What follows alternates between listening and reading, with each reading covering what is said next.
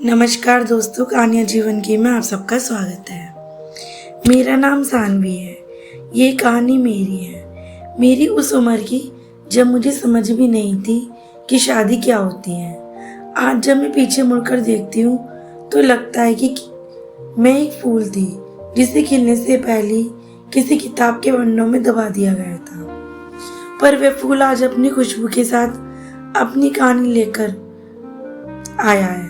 उस दिन मेरी आंखों में घबराहट थी, हाथों में मेहंदी लगी थी, माथे पर सिंदूर की लकीर थी जो मेरे मासूम चेहरे पर किसी सवाल की तरह कांप रही थी।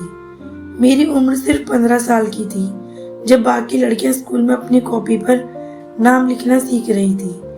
मैं एक अनजाने घर की बहू बन चुकी थी। मेरी माँ भी मुझे देखकर रो रही थी, लेकिन उन्होंने भी मेरी शादी को अपनी मजबूरी मान लिया था। मेरे पति अविनाश, जिन्हें मैं ठीक से जानती भी नहीं थी, 22 साल के थे। उन्होंने मुझसे शादी नहीं करनी चाहिए थी, पर परिवार वालों के आगे उनकी भी नहीं चली। दीप्ति भाभी की छोटी बहन होने के नाते मुझे घर की लड़की कहकर स्वीकार लिया गया। किसी ने मेरी मासूमियत या मेरी नादानी की परवाह नहीं की। शादी की पहली रात थी। मैं सजी सवरी चुपचाप बैठी थी।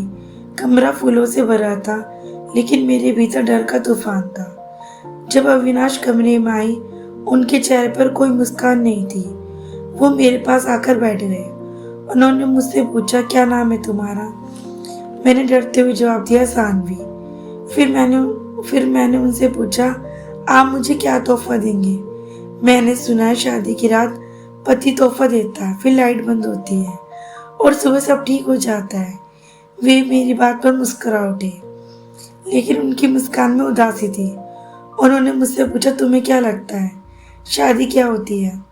मैंने मासूमियत से कहा, शादी के बाद पति पत्नी को बोलता है कि सास ससुर की सेवा करना, सबकी बात मानना और फिर लाइट बंद हो जाती है। उस दिन उन्होंने मेरा हाथ पकड़ने की कोशिश की थी और मैं डर के मारे चिल्ला उठी थी। फिर मैं भागकर भाभी के कमरे में चली गई। पूरे घर में हड़कंप मच गया। माँ भैया सब इकट्ठा हुए।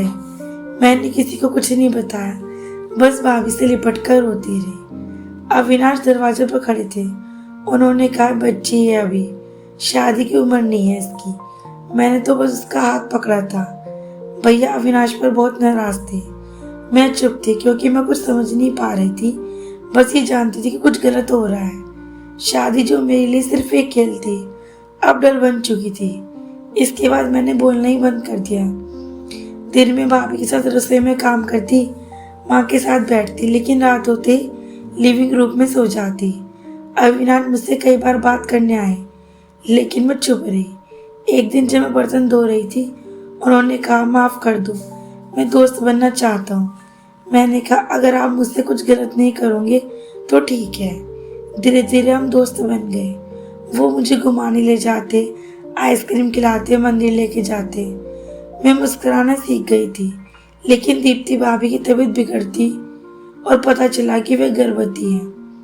सारी जिम्मेदारी मुझ पर आ गई। जब भाभी को बच्चा हुआ तो डॉक्टर ने कहा कि वो हमारे बीच नहीं रही। अर्जुन भैया टूट गए।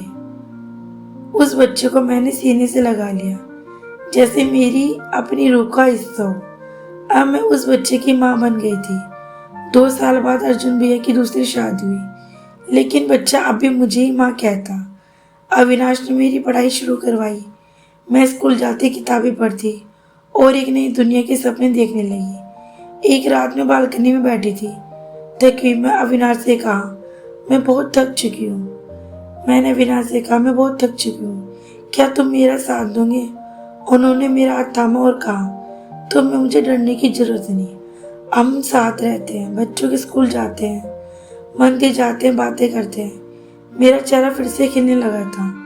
मैंने अविनाश से कहा, मैं बच्ची नहीं रही। जिंदगी ने मुझे बड़ा कर दिया, लेकिन अब मैं खुश हूँ। क्योंकि तुम मेरे साथ हो। उन्होंने कहा, तुम्हारा हंसना ही मेरी जीत है और तुम्हारा डर मेरी हार। आज मैं ये कहानी लिख रही हूँ तो मेरे हाथ कांपते हैं, लेकिन दिल में सुकून है। मेरी कई लड़कियों की जिंदगी कम उम्र में शादी के नाम पर कुर्बान हो जाते हैं। लेकिन अगर किसी रिश्ते में समझदारी, प्यार और आत्मग्लानि से बदलाव की शुरुआत हो तो शायद किसी मासूम की जिंदगी फिर से खिल सकती है। मैं सानवी हूँ। ये मेरी कहानी एक खामोश फूल की, जो वक्त की धूप में झुलसा लेकिन फिर भी महका। दोस्तों, ये कहानी आपको मेरी कैसी लगी कमेंट बॉक्स में जरूर बताएं।